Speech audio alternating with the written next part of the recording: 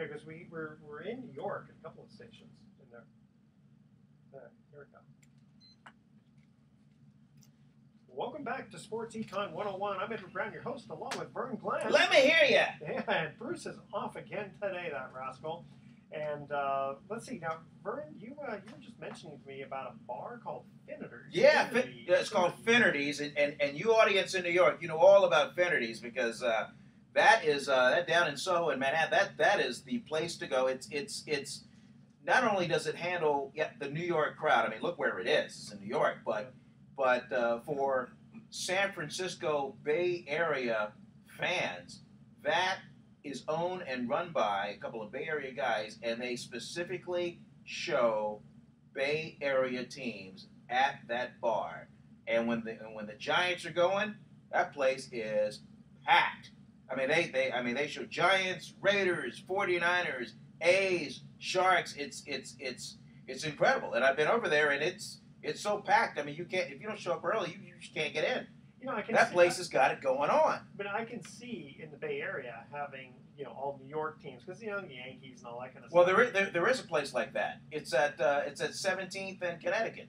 Okay. Yeah, it's called the Connecticut Yankee. You never been there? No, yeah. I've been there. Okay, so all right, so it's not that much of an anomaly. Yeah. The Connecticut Yankee. I mean, that place is packed because they just show Northeast American teams. Okay. So if you're a fan of like the Connecticut Huskies recently in the NCAA tournament, if you really want to bond with the rest of your Husky alums, that would be the place to go, the Connecticut Yankee. Yeah, because there are a lot of people from the Bay Area living in New York and vice versa. Well, it's a transient place. Yeah. New York, San Francisco, a lot of people are from somewhere else. Yeah.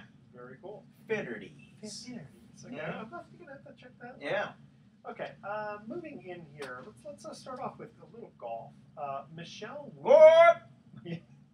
Michelle Wie. Quiet, please. Is she finally maturing enough for the LPGA? She's now 24. Can you believe it? She's 24 years old. Wow. Remember her just like as a 300-yard driving little teenager that was 6 feet tall, still kind of growing into her own. Yeah, didn't have a driver's license, for 2 more years. Well, speaking of that, how about Lexi Thompson? She's 15 years old and won the first major of the year in women's golf, the Old Dinah Shore, the Nabisco Classic. Yeah, that's wild. Isn't that just a little too much pressure for them, though? Well, not for Lexi Thompson. I mean, she was able to handle it. Doesn't even have her driver's license, and she has an LPGA major in her resume. Oh, how many under was she?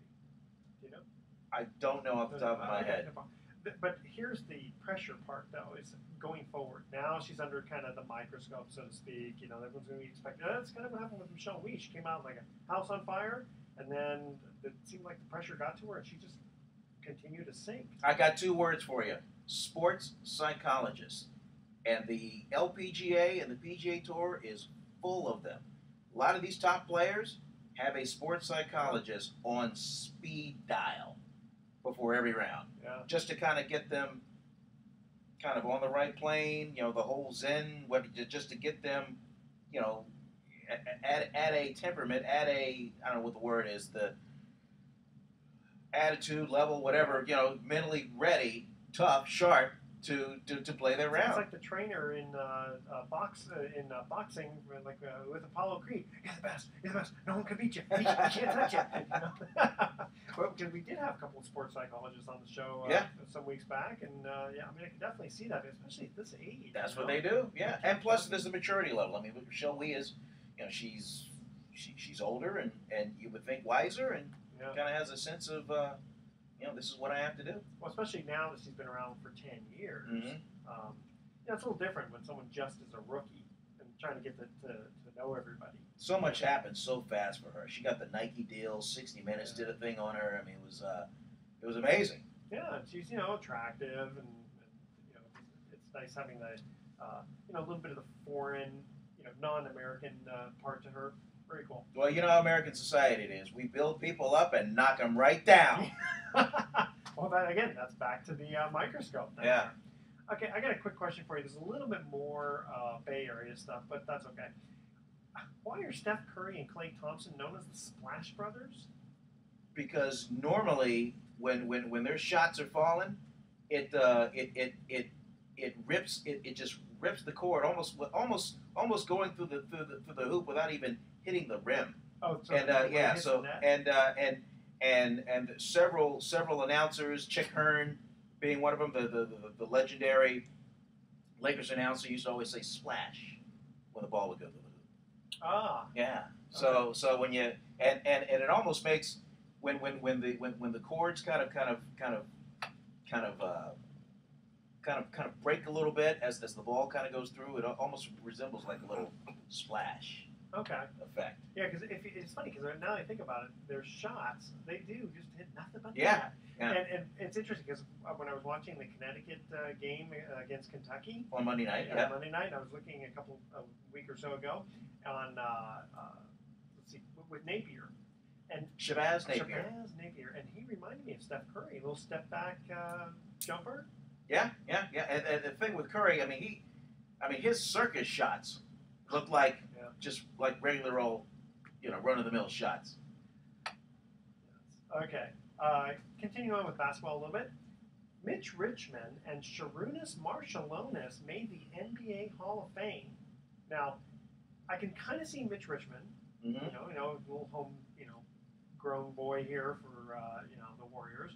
So that's our local team here in the San Francisco Bay Area. And his numbers were pretty darn good.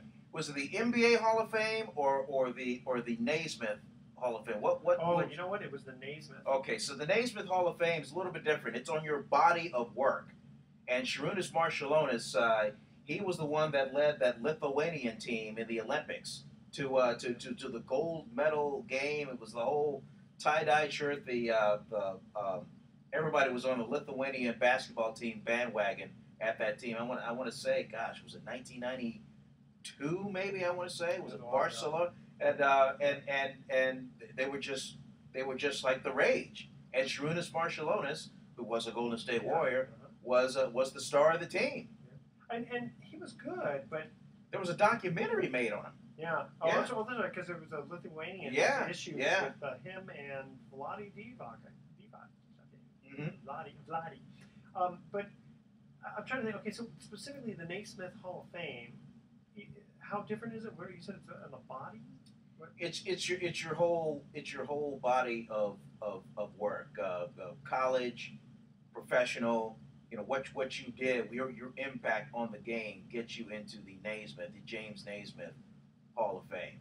So a lot of every year there's like a laundry list of hopefuls for it, and it could be Tara Vanderveer of Stanford. It could be other coaches. It's not just professional basketball players that get in that. It's on your whole body of work and your contributions to the game of basketball. Okay, well, what about you? You reported on the KPIX TV San Francisco on TV. Well, there might be a broadcaster's wing, but I ain't coming near that unless I pay for a ticket for admission. Oh, there you go. Yeah, because I was thinking, well, okay, Sharunas was good, but I'm thinking Hall of Fame?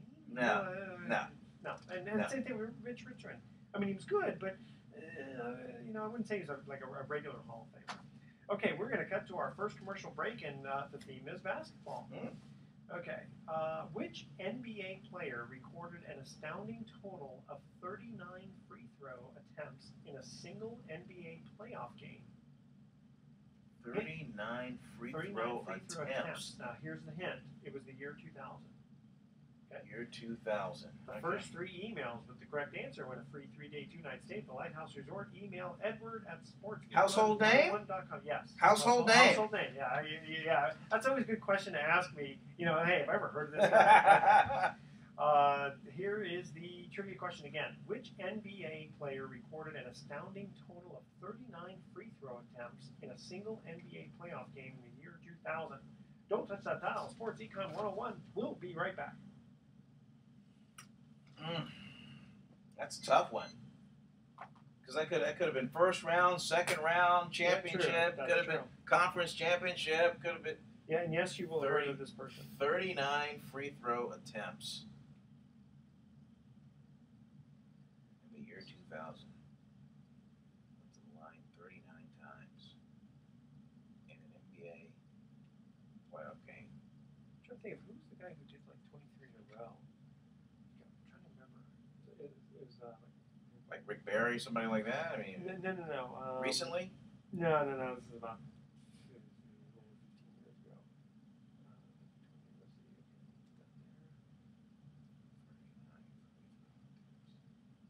Which means he kept getting fouled, kept getting put on the line, I guess.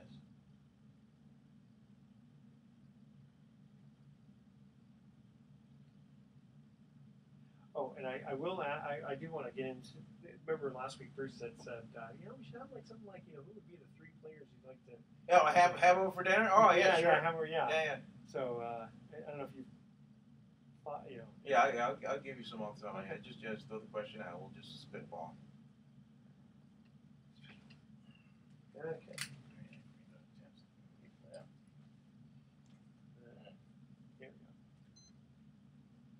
Welcome back to Sports Econ 101. I'm Edward Brown, your host, along with my co-host, Vern Glenn. Still thinking, yes. Bruce is off today. Again, the theme, we're talking about basketball here. First trivia question was, which NBA player recorded an astounding total of 39 free throw attempts in a single NBA playoff game? Hint was the year 2000. Now, off the air, what were you thinking out loud? What were you saying? I was of possible people. Yeah, just I mean, what I was thinking either if the player was really good, he probably wouldn't have been fouled that many times to get to the line. Yes. So it probably would have been somebody that you want to hack, that you want up there. Yes. So then I started thinking about people like Shaq. That's it. Oh, really? Very good. Okay. Hack-a-Shaq. It was amazing. It was like I was watching Sherlock Holmes here as we started to put the puzzle pieces together. Very good. I'm impressed. All right. Okay. Strange little thing here. The Kansas City Royals have started offering their fans something no other club can.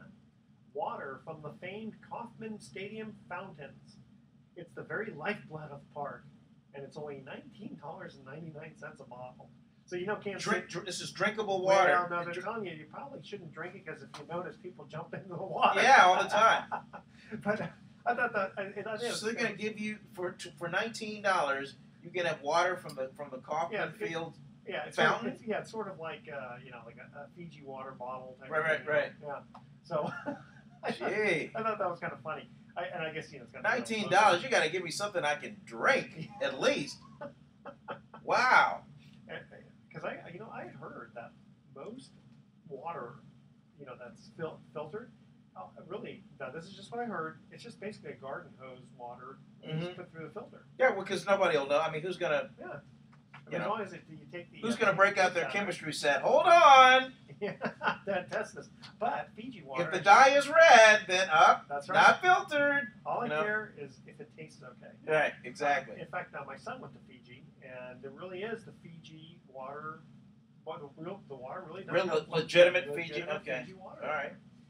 Okay, moving on here. Let's see here. Chantrell Henderson. He was dehydrated, so he quits the combine.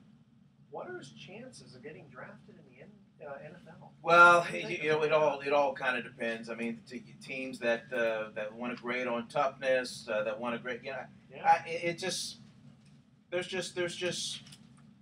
just so many intangibles out there. I mean, the guy's dehydrated, so he probably feels, hey, I cannot perform at peak performance if I'm going to be dehydrated. I need to sit out and perform for you, when I'm ready. These guys at the combine, they're poked, they're prodded. If you show a history of being dehydrated when you were 5 years old, they're going to know about it. I mean, oh my gosh, they know when you broke your pinky finger falling out of a crib when you were 2. They know about it. Now, is that because they ask for all the medical records from years ago? Yeah, they research you. They tap in everything. They get your permission and of course, what star is going to go? Nope.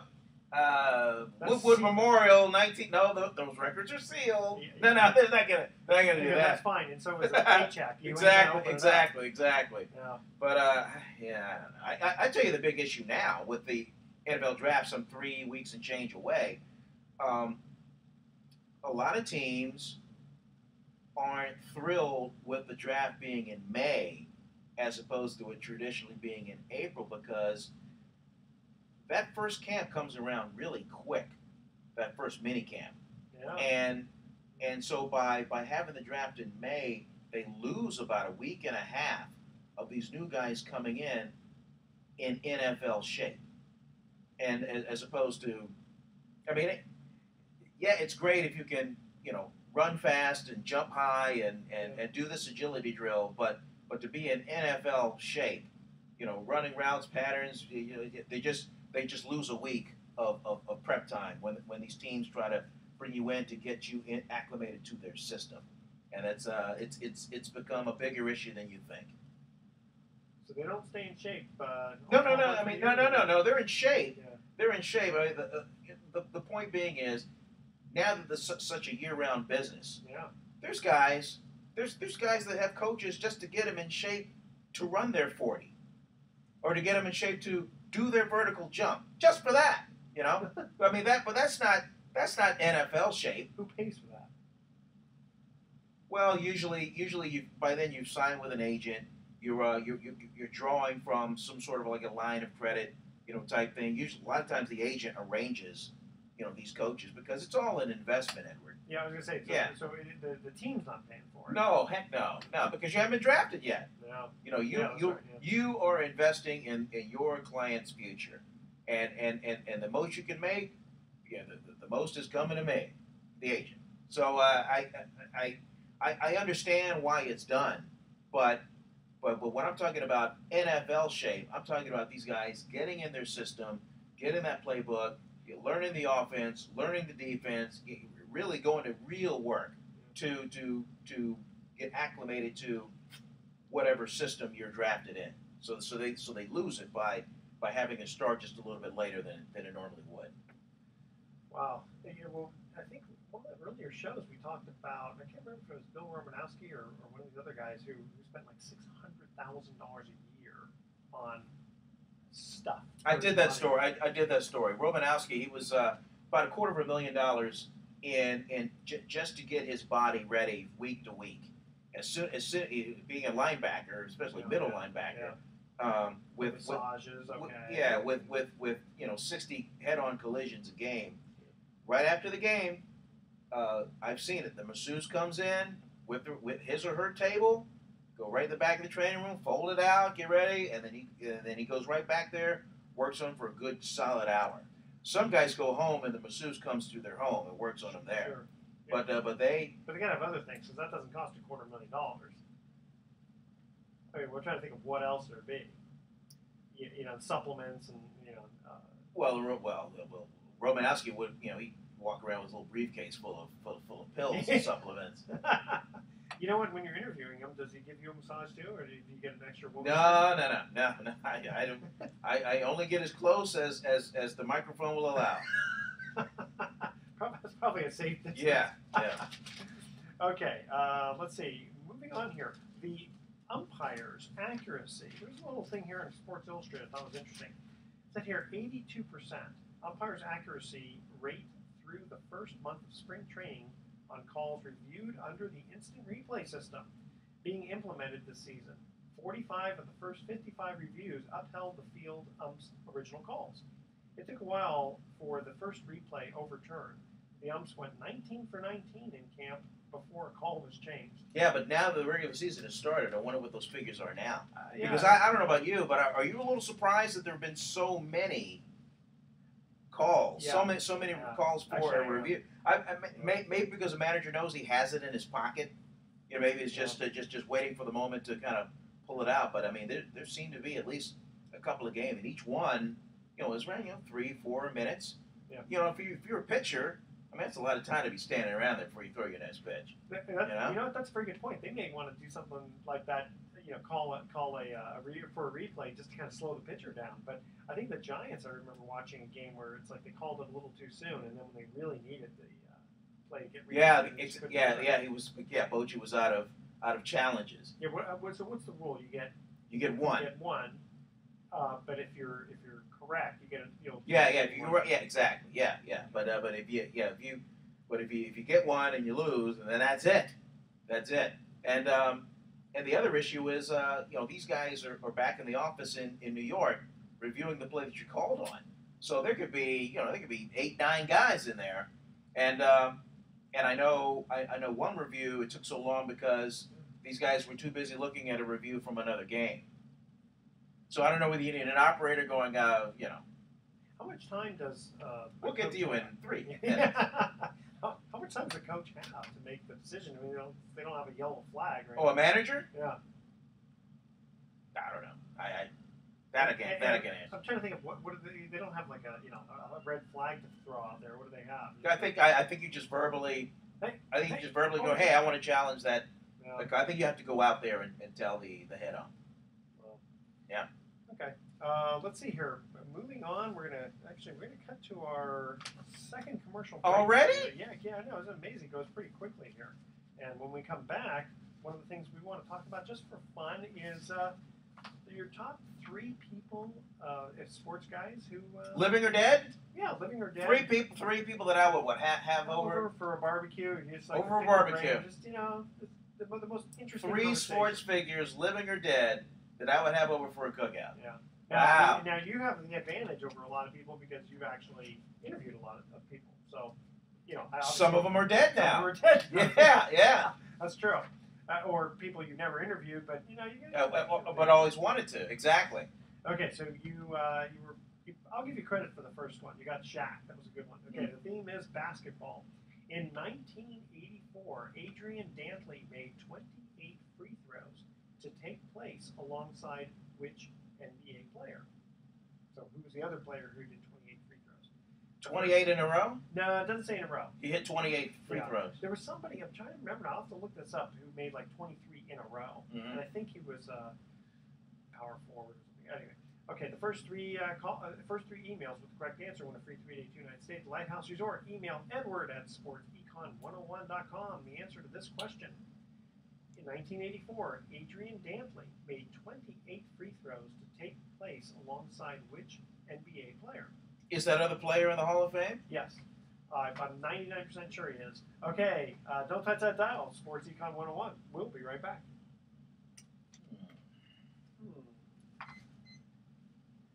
Who was that? He played for, who played for the Atlanta Hawks? Played for the... Yeah, who was, either a power forward or center. Oh, Dominic Wilkins? Yes, I think he was the one who did like 23 in a row. I think it was him. The human highlight film. That's what they used to call him. Really? He was awesome. Yeah. I still like to watch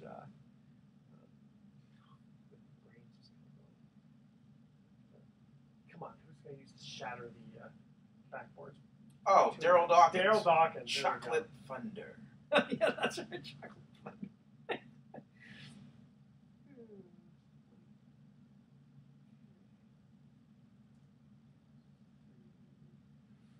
Did you see the? Are you? I don't know if we talk. Do you watch the Game of Thrones? You do not. I haven't seen it. So much of these I need to start watching. What about the following? No, what about the Americans? No, for some reason I just get so. What about 24? You know what? I think I recommended that to you. You did, and I know that's with Kiefer Sutherland. Yeah, and then let's see, they did it. Then they took a break. They came back or something. It was on for 7 seasons, and then they chose to end the show. Yeah. And now it's coming back in May. It's like a 12 series event. When they went off the air, did they like kill them off or something? Or they just No, they didn't kill it them. open. No, they didn't kill them. Left it open. Because that show was so hot, there was talk of a 24 movie, and it never materialized. Yeah, you'd think so. Because aren't they still coming out with Entourage movie or something? It's in production. Yeah, but not the original cast. Yeah, it's getting kind of old now. I mean, right? You got the Adrian Grenier and. No, they all look basically the same. It's only been off the air for how many years been off the air? 2, 3? Oh, I guess it started off. They were really young, and then Yeah, So long as they have Vinny Chase and Ari Gold, there's your show. You know. like, hey, Oh, and Johnny Drama. Johnny. Yeah. Yeah. Yeah. Yeah, I guess anybody can play Turtle. Mm. Okay. Maybe we can take the whole because I don't have putting all this stuff together. That was all I had except for this. Oh, okay. So we can get into that and shoot the breeze for the rest of the time. Welcome back to Sports Econ 101. I'm Edward Brown, your host. Bruce is off today, but of course we have Vern Glenn. What's up, America? In the studio here. Okay, here is our second commercial break trivia question. Again, the theme is basketball. In 1984, Adrian Dantley made 28 free throws to take place alongside which NBA player? And you had asked if he was in the Hall of Fame, and I said I'm 99.999% sure. Yes. Well, the guy I'm thinking about, you would 100% know. My first thought was, it had to be pre-84 if AD was the second guy to do exactly. That's right. Narrowing it down. Boy, get to the line that many times. 28 in a game. It's got to be like a guard. No, he wasn't a guard. Guard forward, maybe? No. A center? A center. 28. Okay, now, oh boy. Bill Russell? No, you're close. Yeah. Come on, who else was a big man right around that time? Come on, you know. Wilt Chamberlain? Yes, Wilt Chamberlain hit 28 a game? Yeah, because if you remember. This was the 100-point game. The 100-point game. Oh! And 1962.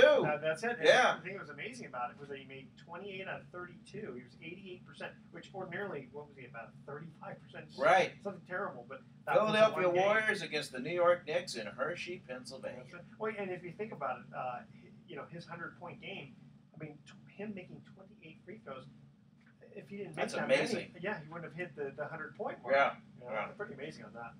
So we're going to shift gears here. We're going to have a little fun.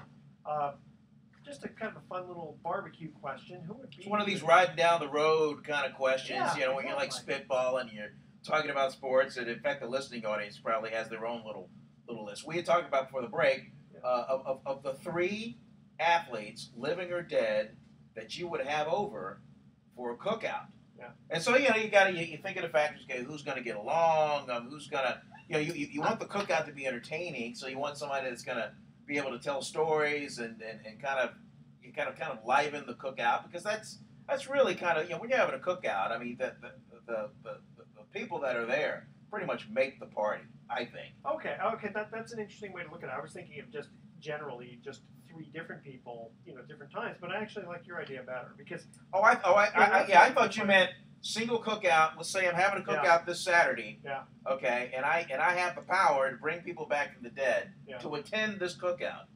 Well, okay, let me go first on this because actually this is why I was thinking about like just two people specifically. One was going to be Cap Anson and someone like Josh Gibson or even maybe Jackie Robinson, because Cap Anson was the main reason why black people were banned from baseball for all of those years. And then when you have the Negro Leagues, guys like Josh Gibson, were what they call the Black Babe Ruth. Yes. Right? So it would have been interesting to have, not that I'm a fan of Cap Anson, even though it was Hall of Fame, 3,000 hits and all that, and he played, 1880s and whatever, 70s. But, the fact of him with his attitude, to kind of say, okay, now why don't you guys just kind of talk, and let's show you what Josh Gibson did. Right. And then, for him to kind of say, I'd like to see the humility come out in something like that. So it's total different than just I'd like to talk to, of course, for me, Willie Mays was the man. So I'd love to, talk to him because he was a very intelligent baseball player, and I've heard all kinds of fun stories about how he would, notice, some story where Willie Mays was saying about how, he noticed the catcher was having problems with his left foot. So when he came in to slide, he'd purposely slide a certain way. I mean, it's like he's calculating all this while he's on the base path. Right. But go ahead, you take it off. Take it. Well, I gravitate toward the personalities. Okay, so I was thinking before, I need to have people over, where there's going to be a lot of laughs, there's going to be a lot of back and forth, a lot of dialogue, Not just me, holding a burger off a grill, going, "Here you go, Mister."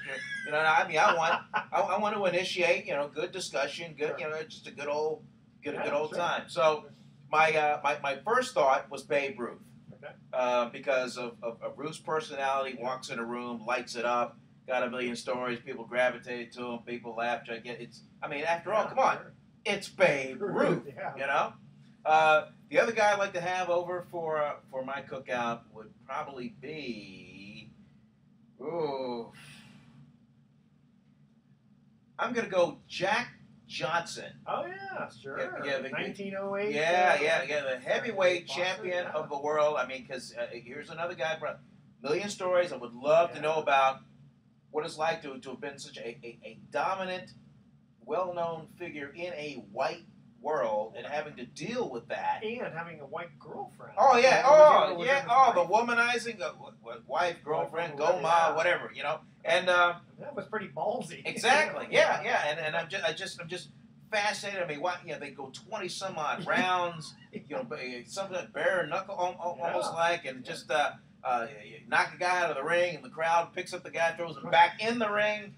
It's just I'm just curious to know what was it. And then his famous story about how he had $100 and he was speeding to go from one city, and the cop pulled him over and said, "I'm gonna write you a ticket. It's gonna be $50 just to stick it to him." I mean, it's Jack Johnson, and he gives him $100 and says, "Yeah, here's $100 because I'll be going back the same way."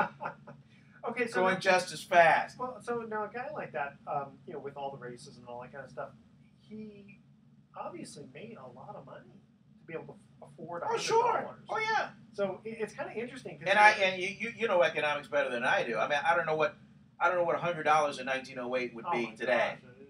1,000? At least. Yeah. No more than that. Yeah. So and plus the dynamic, if he's sitting there with Ruth, maybe they probably knew each other, knew who they were, and Ruth, that's right. Because Ruth played in a league that had no blacks. Yeah. And you had Johnson, and I'm just curious. I mean, there was some radio back then, but not how it is today. Certainly no television. No, of course. And Johnson would say, "Okay, Ruth, young man." Yeah. Because he was older, probably. Yeah. So you get those stories. Then you bring in Willie Mays. Yeah. As my closer. Yeah. And then so you got stories of Mays from a little bit later on in the century, from his playing days, and just can you imagine Mays and Ruth at the same picnic table, just trading strategies on hitting, what do they hit, how heavy was the bat, why they liked it, where they put the pine tar, glove, no glove, Well, that's what I love about baseball is that. Hey, babe, babe, I'll put you on the mound because you were a Hall of Fame type pitcher. Yeah. How would you have pitched me? No, I would have hit you. It would all kinds of smack, trash talking. I think that would be a fabulous cookout. I like those choices for actually. Now tomorrow I could have a different answer. Sure. And that's the beauty of the question. Yeah. And it might be, again, that's for baseball, which I really appreciate because the game, except for the dead ball era, the game itself hasn't really changed that much. It's still 90 feet between the bases. Yep. And it's the same pitcher's mound. The base of the ball hasn't really changed, and the bats really haven't changed. So it's just a matter of the strength of the players and et cetera. And then for basketball, it'd be kind of interesting to have someone again, I love the combination of new let's say Michael Jordan, and then the thing is basketball hasn't been around as long. So what do you get? Bob Cousy or or maybe Bill Russell or someone. I mean, I'm trying to think who was a really good player in the John Havlicek, someone like that maybe. I mean that would be kind of interesting, but I'd love to. I think the domination of NBA today dwarfs what happened in the 50s. And here's a good one. You talk about groupings. Yeah. Here's another three. You could have Jim Thorpe. Yeah. I was going to say voted football. Greatest athlete of the first 50 years, 1900 to 1950. Yeah. Multiple sports, U.S. Olympian. Yeah. Great football player. Uh-huh. You could have Babe Dickerson. even today, regarded as maybe the greatest female athlete ever. Tennis. She played tennis. Yeah. She played professional golf. I mean, she could do. Oh, that's right. She could do anything. Yeah. And then you could have Bo Jackson. Oh yeah, I like that. That would be cool. That would be Awesome. great. Yeah. I like that, especially so Bo and Baseball, Mark could talk about football. I mean, it'd be awesome. I mean, there's no wrong answer. Yeah. You know. No, I really like that. And I like the old time football. Of course, Thorpe, you're going really, really far back. But you get someone, let's say, like Bronco Nagurski. Yeah. Or Red Grange. Mm-hmm. Someone just a real powerhouse who dominated the game then. And then, I mean, God, think about Bo Jackson. That guy, Mr. Stud. Yeah. That guy was awesome. I still remember it. I for whatever reason, I cannot find it on YouTube. If I remember correctly, there was a play he made where he's playing the outfield. There's a guy on third base. He goes like up on the wall. Yeah. Reaches up, makes the catch, but he makes the throw on the way down. Not lands on the ground and then throws the ball. If I remember correctly, there was one where he threw it when he was. I don't remember him throwing it while he was running up the wall to make the catch. Yeah, he makes the catch. I remember the catch, but I don't remember the relay throw in. But I am awestruck by the catch. Yeah. By him just like running up there. Yeah, I mean, like it's some sort of a high bank curve. Yeah, the way he ran up to go get it. I mean, honestly, I must be wrong because you would think that would be. I mean, that would be like the greatest ever to be able to go up a wall and still throw it 300 feet while you're up in the air coming down. I just don't know that. But there is. But if anybody could do it, it's Bo Jackson. He was definitely the man. In fact, just for fun, I'll remind the audience of this one story that this week in baseball. Remember Mel Allen? Mel Allen. So I don't remember off the top of my head. I can't remember who the catcher was, but there was a guy on second base. Hit goes to left field. Runner comes around third. Ball comes in from the left fielder. Collision at the plate. The guy breaks his leg. Okay, the catcher breaks his leg, but he tags out the runner from second to third, coming home, right? Well, on the base hit, the guy had already gone to the batter had already gone to second base, and he kind of sees that the catcher's he looks like he's not really. There's something wrong, right? Mm-hmm. So he takes off for third. The catcher with a broken leg throws the ball. I mean, probably doesn't know it's broken at the time. No, well, the adrenaline, but he knew he's in a lot of pain. Yeah. Okay, throws the ball to third, but because of the way he was positioned, it was a terrible throw. Goes into left field.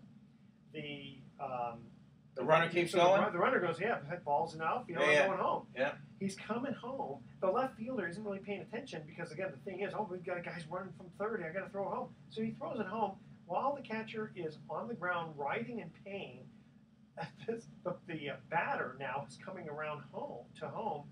The ball takes one bounce. The catcher reaches up, catches the ball, and tags the runner before he crosses the plate. He makes 2 outs, and then they take him away on a stretcher. Wow! You got to look that play up. Is that your leading candidate for? I can't believe I just saw that. Yes, that is definitely that one. Okay, here is our third and final commercial break trivia question. Again, the theme is basketball. This is kind of an interesting one. Which MVP player in 1981 and 82 won the MVP again in 1983 with a different team? Okay. The first 3 emails with the correct answer win a free 3-day 2-night stay at Lighthouse Resort. Email edward@sportsecon101.com. NBA? NBA, yeah. I'm sorry. Yeah, that's the theme. It's basketball, NBA. Which MVP player in the 1981-82 years won the MVP again the very next year, 1983, but with a different team? Okay? Don't touch that dial. At sportsecon101.com, we're going to give you the answer to that question and some closing thoughts. And I know you've heard of this player. MVP. So in the 81-82 season, he was the MVP for an NBA team, not an ABA, an NBA team? NBA, yeah, because this is 81-82, so it's right. So basically, I mean, it's not a trick question. In 80, 3 and wins MVP again. Again with a different team. Wow.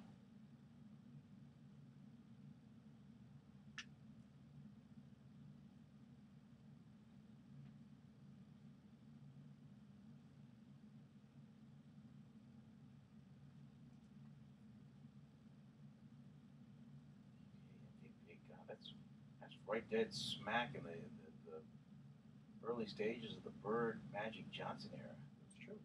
Yeah.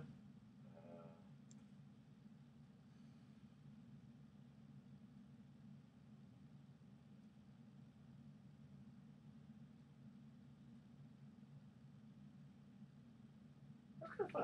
I think I know the. I think I know the answer. I like your three guys. Oh, I could go on and on about that. We'll have to do that again with because that's the groupings. That's definitely a fun one.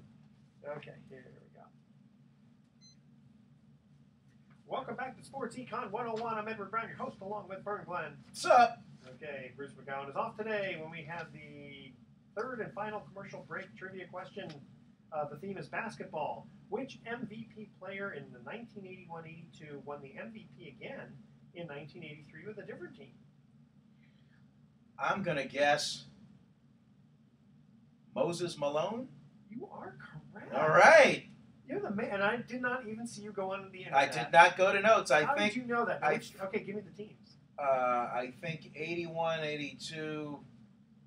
I think he was with. Wait. 81, 82. Come on. Who does Sixers? That was the 83 team. Oh, Houston Rockets. Yes. Then. Okay. All right. Yeah. You didn't look at my notes, did you? No. I'll tell you what I know about Moses Malone.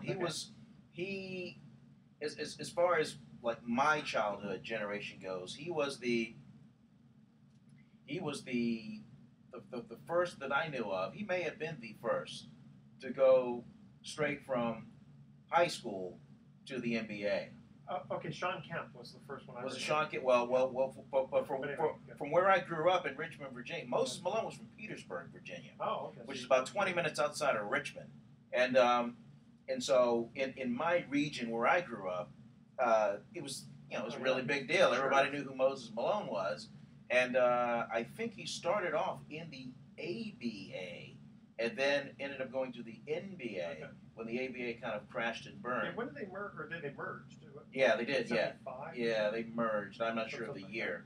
Okay. But his famous when I believe when he was with the Houston Rockets when they were rolling through the playoffs, somebody asked his prediction for getting it done, and his response was faux, meaning they would win one series in 4 games. Another series in 4 games, and the final then for faux. All right, here's our thoughts for the day. The Stanley Cup originally was only 7.5 inches high.